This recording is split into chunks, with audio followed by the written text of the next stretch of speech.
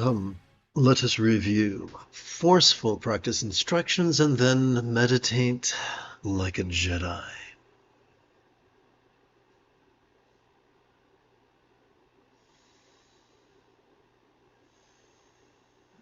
Let's see here.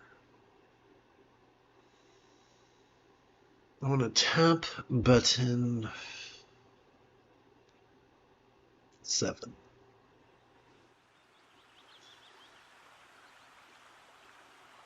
This morning, let's explore the first of 5 verses of the meditation classic, Radical Creativity, composed oh so many centuries ago by the great Buddhist reformer Vajra, also known as Gaurab Dorje.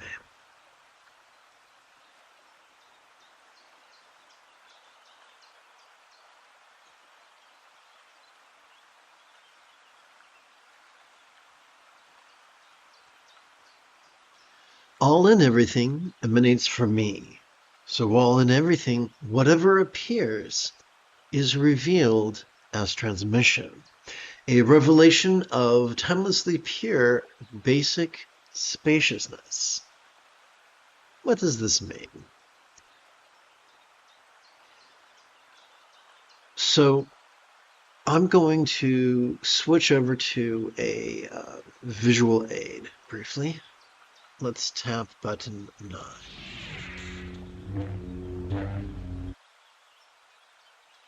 Whoops. All right. Anthropologists and archaeologists agree that our Paleolithic ancestors were very flexible, loving, rational, laid-back, egalitarian, lucid, cooperative, and kind, going back 300,000 years. However, let's see. A mere 10,000 years ago, during the Neolithic Revolution, the advent of proto-capitalism conditioned us in a very destructive way to be rigid, fearful, superstitious, controlling, elitist, cryptic, competitive, and cruel. That is why Sturgeon's Law reminds us that 90% of everything sucks, including people, including meditation teachers. These are the people who will tell us we have to pick and choose between what we notice and what we emote and what we intend and what we think and what we recall and what we imagine. These are the manifesting coaches who tell us we have to put together a vision board.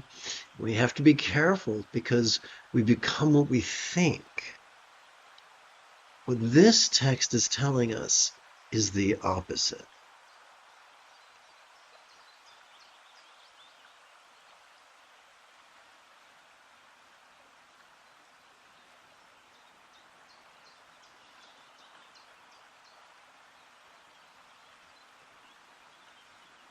We're being told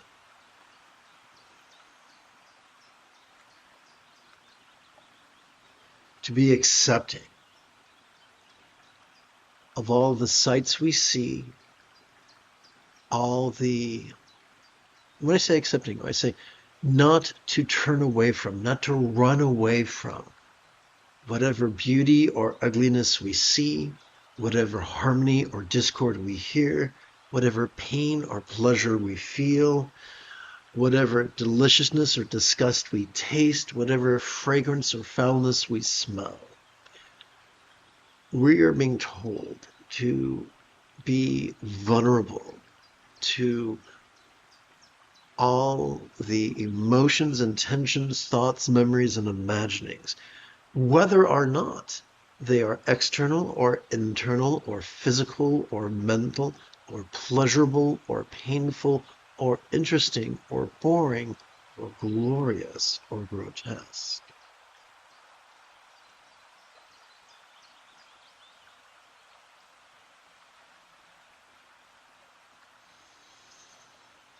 We are to explore the possibility that our perceptions and our recollections are not 1,000% accurate 1,000% of the time, and that our emotions and tensions and thoughts and imaginings influence our perceptions and vice versa.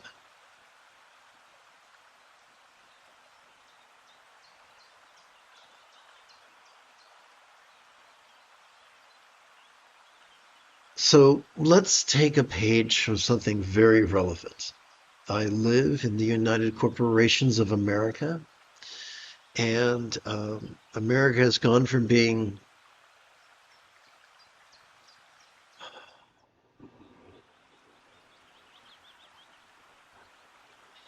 in denial about fascism to embracing fascism. I should say 30% of America. The rest of us are horrified and we don't know what to do. And so let's describe what's going on in America as nightmarish. As we relax into our exhalation, whatever nightmarish reality we perceive during our inhalation could feel a trifle, could fleetingly feel a little bit less stressful, permanent, defining, and even less tangible. That was a little opaque. Let me rephrase that. As we relax into our exhalation, whatever nightmarish reality we perceive during our inhalation could fleetingly feel a little bit less stressful, a little bit less permanent, a little bit less defining, a little bit less solid. What does that mean?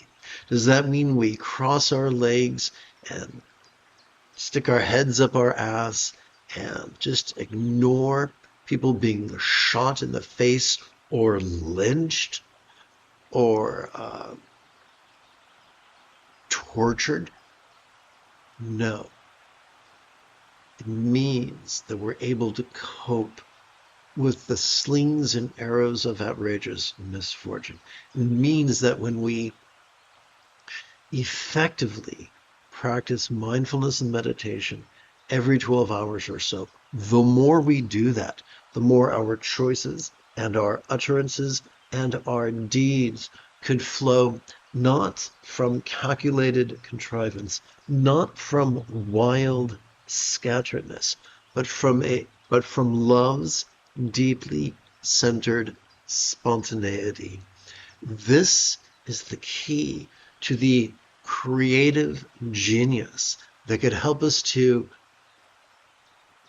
spontaneously respond to the monsters disguised as humans, he said metaphorically, to the fools cosplaying as soldiers on our nation's streets.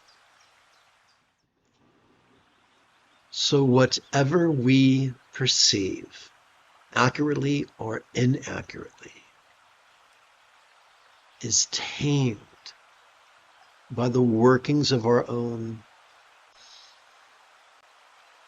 central nervous system. We don't have to reach outward. We don't need magical thinking.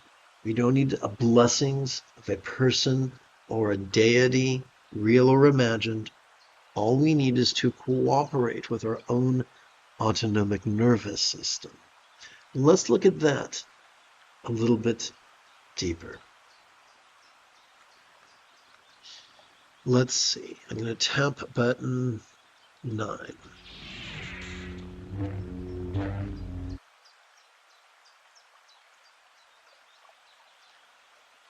When we take the advice of people who are still stuck in being rigid, fearful, superstitious, controlling, elitist, cryptic, competitive,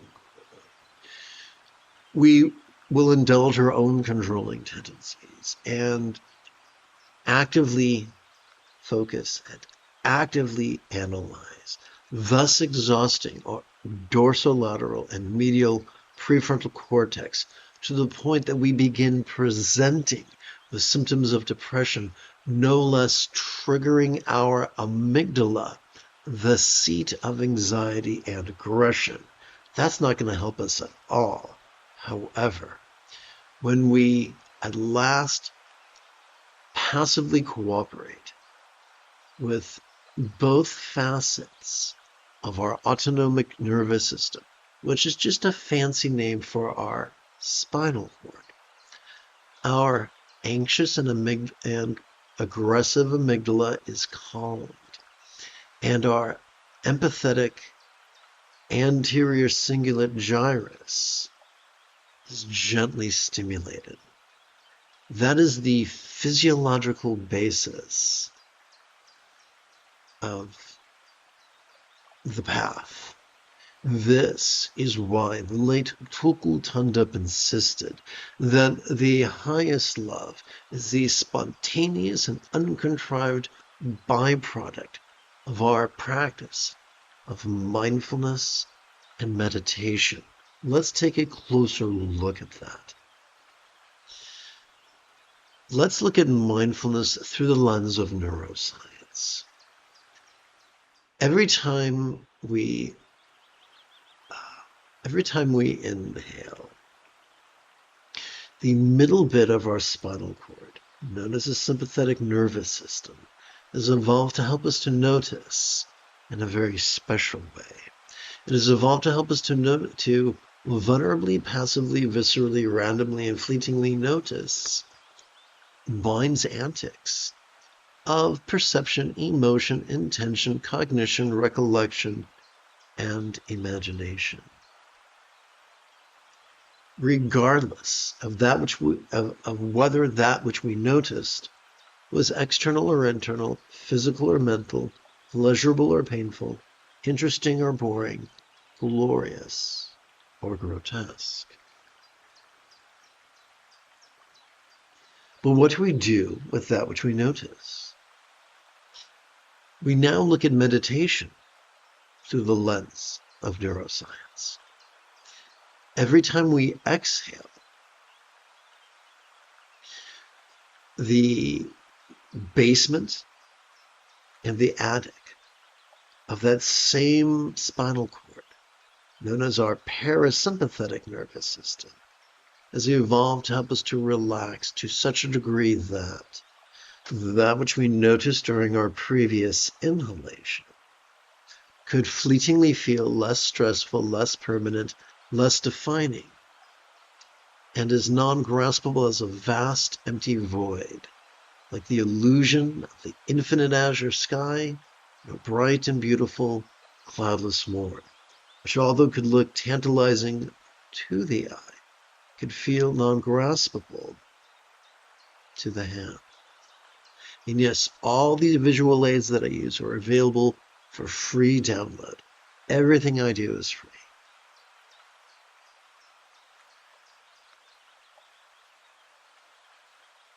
This was a lot of information. Some people will call this an info dump.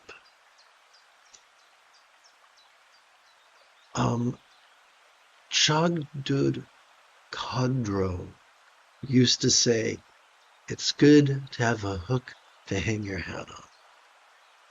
Here are two hooks. What is the key to mindfulness? Every time we feel our chest swell with breath, silently and mentally recite the demonstrative pronoun this. What is the key to meditation? Every time our chest subtly sinks, as gently we exhale, silently and mentally recite the verb rest.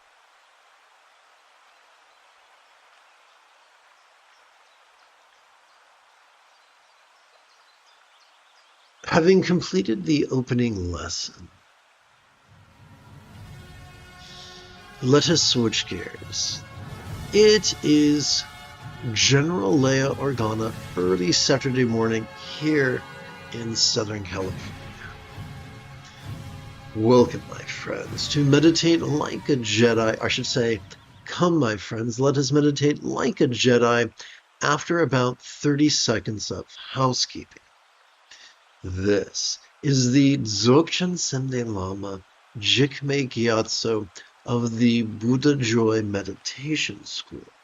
For more than 30 years, I have harnessed my autistic special interests as well as my ADHD hyperfocus to spend about 8 hours a day, almost every day, studying, practicing, mastering, and reverse engineering the teachings and techniques of each school of meditation so that I can become your personal, nerdy, neurodivergent guide to nirvana.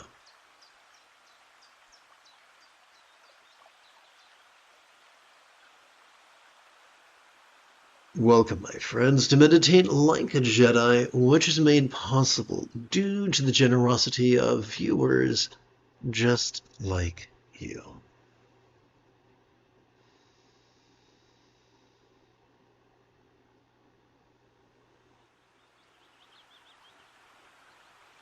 So now, let us sit.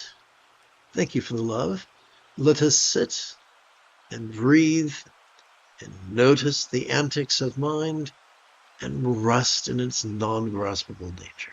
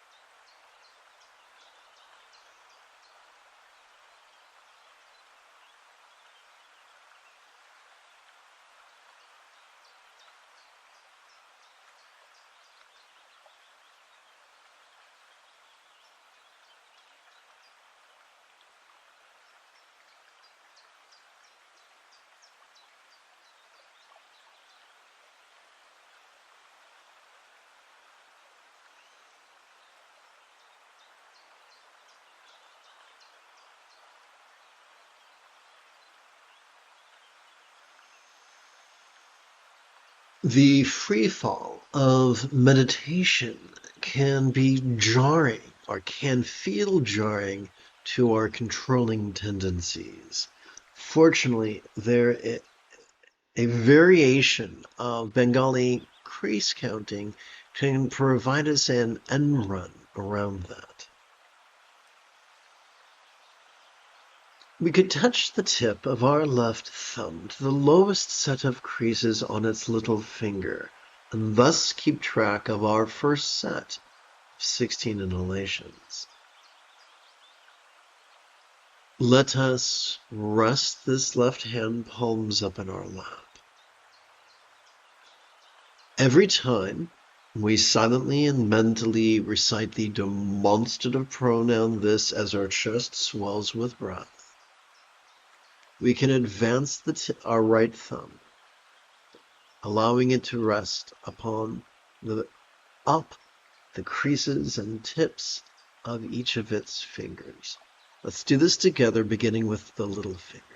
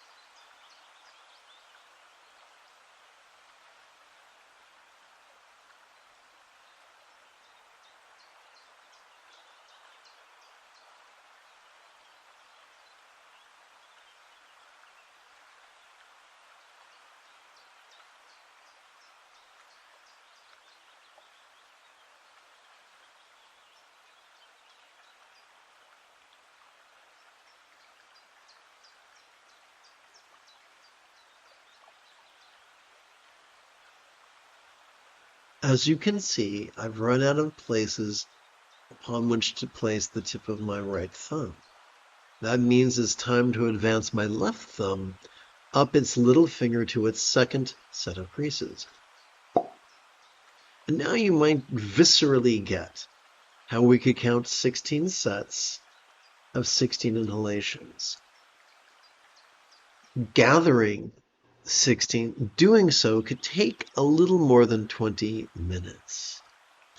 We could keep track of our first collection of 20 minutes by resting the great knuckle at the base of our right middle finger upon the tip of our left middle finger, palms up in our lap. When it's time to begin collecting our second, I should say, when it's time to begin gathering our second collection of 16 sets of 16 inhalations, we can simply advance or slide our right middle finger upon the tip of our left middle finger until the second knuckle, the middle knuckle of our right middle finger, comes to rest upon the tip of our left middle finger, palms up in our lap. And if we have great endurance, when it's time to begin gathering the third collection of 16 sets of 16 inhalations, we could slide that right middle finger again until its third knuckle comes to rest upon the tip of the left middle finger, palms up in our lap. If this feels overwhelming, take heart. The antidote to overwhelm is repetition. Meditate with me once every 12 hours or so, and within a week or two, this system you could master.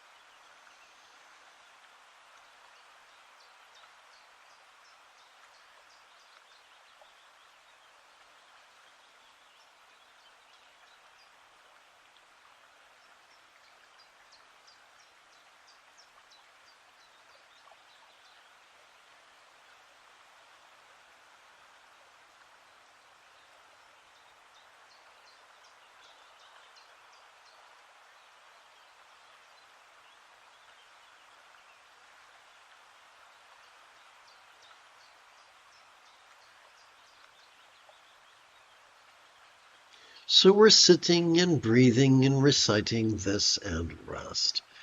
And all kinds of different things pop in our minds. Great. Enjoy the show.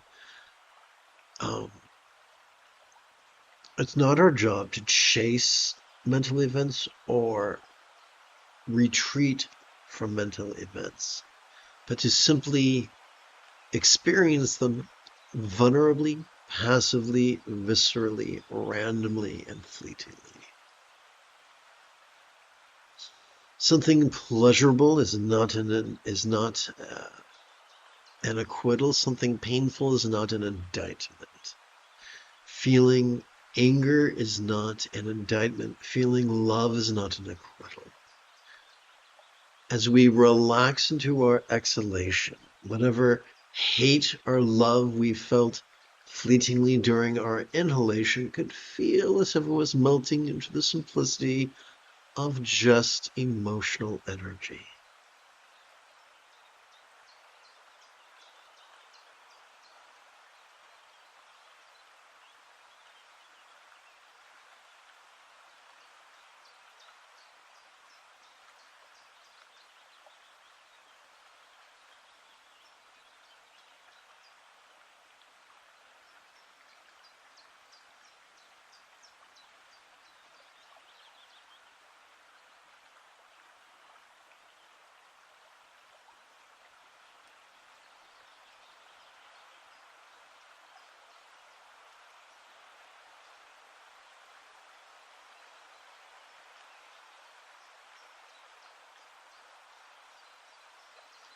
Sitting as tall as we can be energizing. And that's good because energy is the third enlightenment factor. Energy can also trigger joy, subtle joy, which is the fourth enlightenment factor. Therefore, do not be surprised when you feel a subtle smile perch upon the corners of your lips, fly through the apples of your cheeks, and alight upon the crow's feet of your eyes.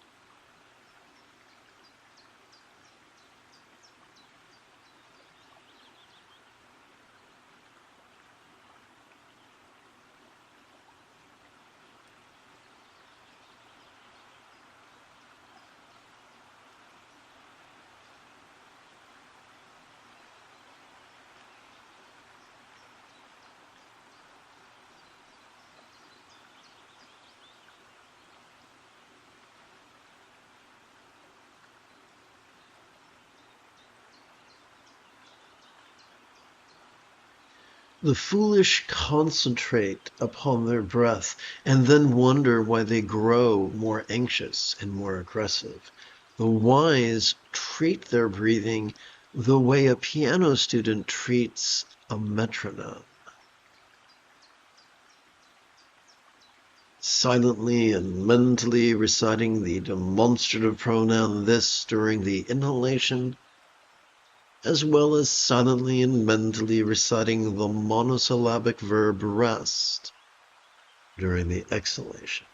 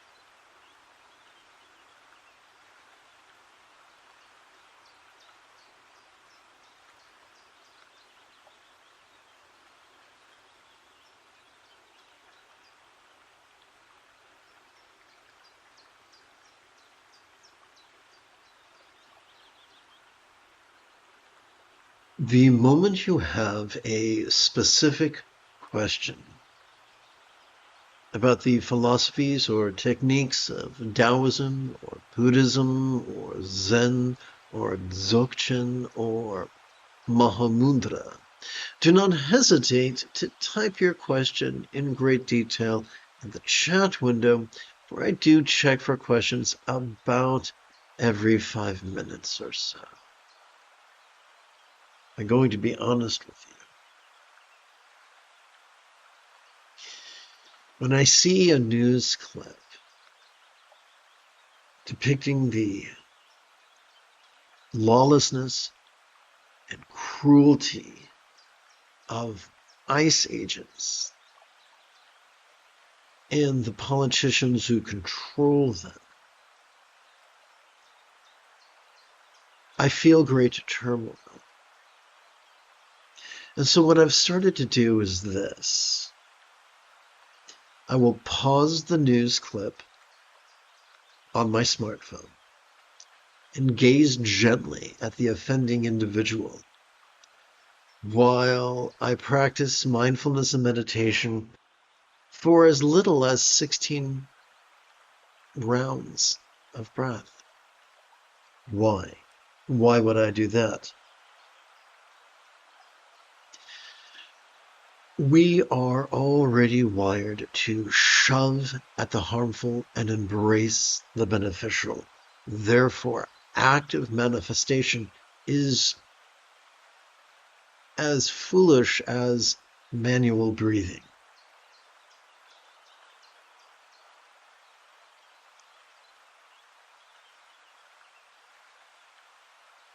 The destructive tendency is to look at that which triggers us and jump into focus and analysis.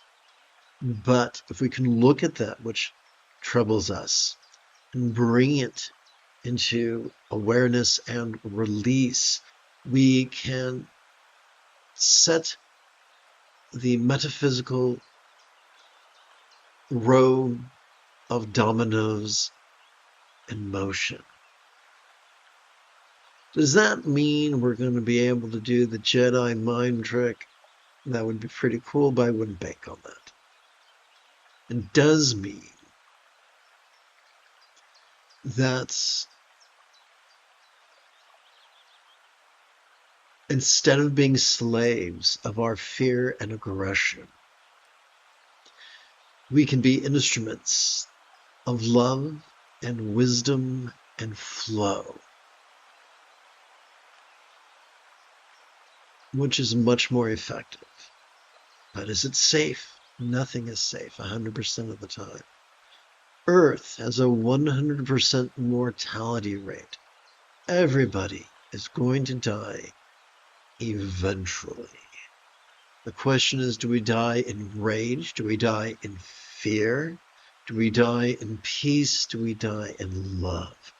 In the third Alien movie, protagonist asks a supporting character, "Are you the son of a bitch who made an agreement with God so that he never has to die?" No. Of course we're scared of pain, and of course we're scared of death. Everybody with a brain wants only to live and not die. Wants only to be healthy and not be harmed. But as adults, we recognize, as we look around us and we see impermanence, in the passing of the seasons, and the waxing and the waning of the moon, and the rising and the setting of the sun, and the swelling and the sinking of our chest, ever changing when in all there is nothing permanent to grasp. We're going to die. Does that mean we need to become a suicide bomber? I wouldn't recommend that. But it does mean if we want a life of peace and joy and love that benefits our little world, even if our world is as small as our block, then watching and resting and loving and flowing might be our superpower. even in the face of monsters. And the most horrendous monsters look just like you and me. 2 arms, 2 legs, 2 eyes, a nose, a mouth, and ears, and an itchy trigger finger. What makes a monster is not scales or horns or talons, but the absence of empathy.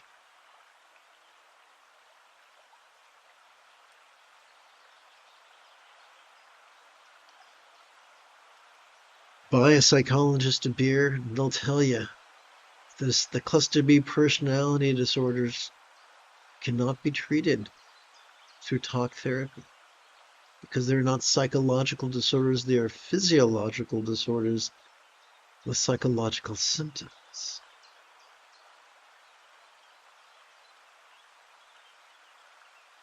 And that makes human-shaped monsters.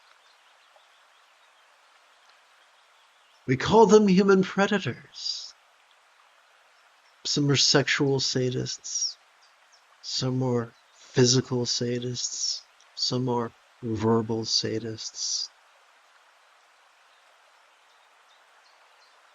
Our secret power is vulnerability, release, love, and flow. These are already hardwired into our central nervous system. All we need to do is cooperate with them and get out of our own way. And yes, maybe listen to the David Bowie song, We Could Be Heroes.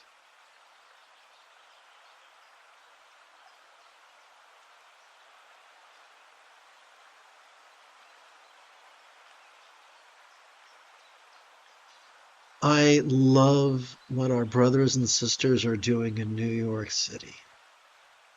How they use just huge numbers of people to swarm ICE and render them ineffectual.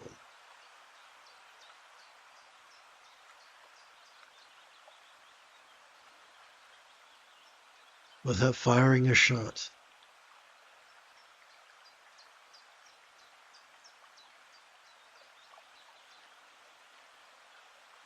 I love the film clips of policemen in New York City arresting ICE officers.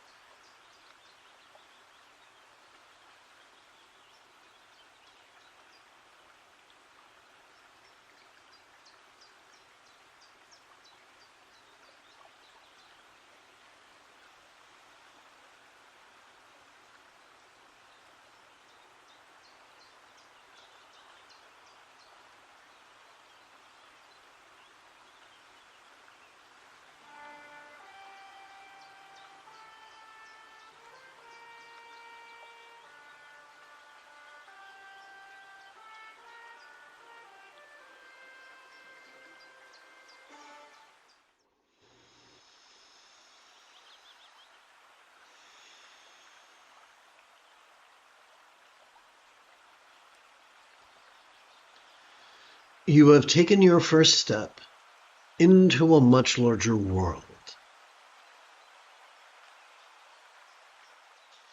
If you feel that I have earned it, you could give this live stream a thumbs up. You could even help support this channel.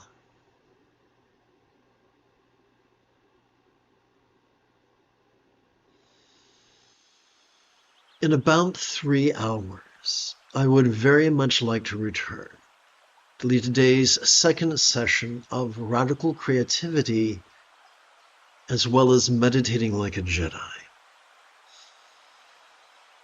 And if you are as geeky as me, may the Force be with you always.